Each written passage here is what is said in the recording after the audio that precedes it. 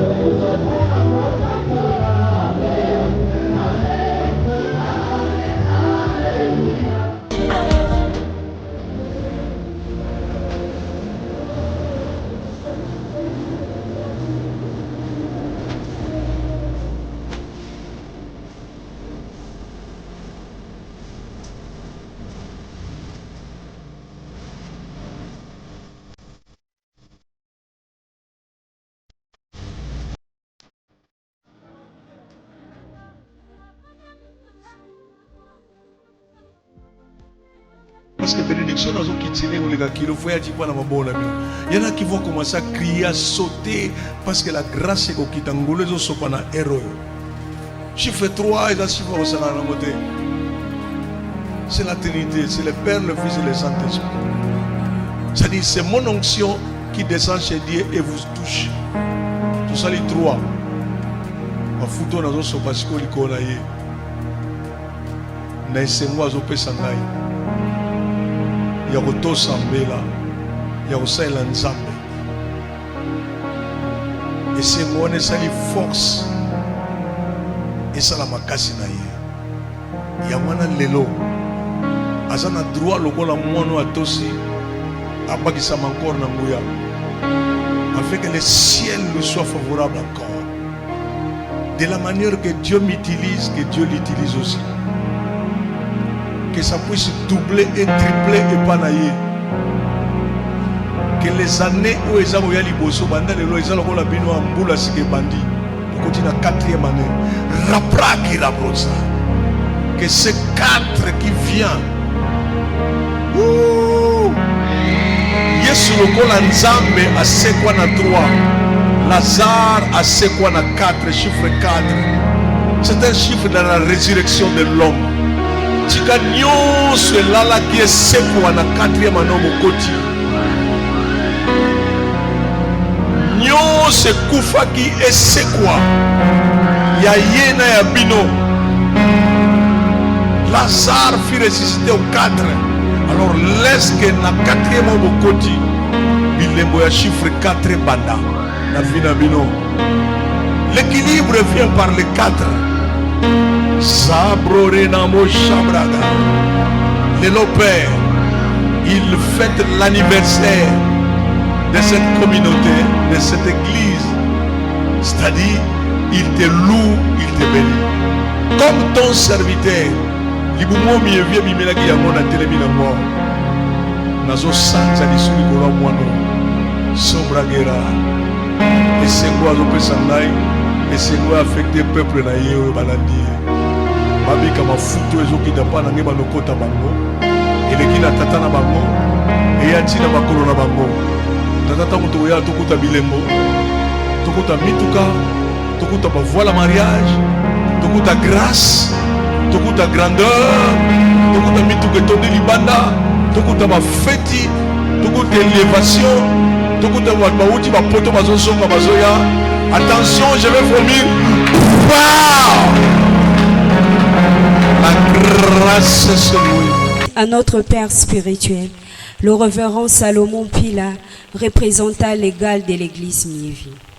Homme de vision, de sagesse et d'intégrité, il ne cesse de se tenir sur la brèche pour le développement et l'expansion de cette œuvre. Son leadership inspirant et son cœur du Père pour son enfant est un modèle et un héritage précieux. Que Dieu les comble encore davantage de force, de santé et d'onction pour continuer cette noble mission. Nos remerciements s'adressent également à l'église Miévi Kisenso 1, sous la direction du pasteur Lebo Emmanuel, pour son soutien, ses prières et sa collaboration fraternelle dans l'œuvre du Seigneur. Nous remercions nous reconnaissons le lien d'amour et de fraternité qui nous unit dans la grande famille Miévi. Enfin, nous bénissons Dieu pour Miévi Kisensodé, cette portion de l'œuvre confiant à notre bien-aimé pasteur Dieu Selemani, l'ange de cet ensemble. Sous sa conduite éclairée, cette église a grandi dans la foi, la communion et les services. 3 ans se peut devant l'éternité, mais c'est assez pour témoigner que Dieu est fidèle. Nous tenons également à exprimer notre reconnaissance à tous les hommes de Dieu invités qui ont honoré de leur présence cette célébration. Votre participation est pour nous une marque d'amour, de fraternité et d'unité dans le corps du Christ. Que le Seigneur vous bénisse et vous rende au centuple pour tout ce que vous avez apporté à son œuvre. Nous remercions aussi tous les bergers, anciens, diacres et chefs de commission et département, ainsi que tous les membres et fidèles qui, par leur dévouement, leurs prières et leurs sacrifices, contribuent chaque jour à la vie et à la croissance de cet ensemble. Que ce 3e anniversaire soit un nouveau départ, un tremplin vers une dimension supérieure de grâce, d'unité et d'impact pour la gloire de Dieu. À lui seul reviennent l'honneur, la puissance et la gloire, dès maintenant et à jamais. Bonne fête à toute l'église Miévi. Que Dieu paie tout pour accomplir ses promesses. Que Dieu vous bénisse.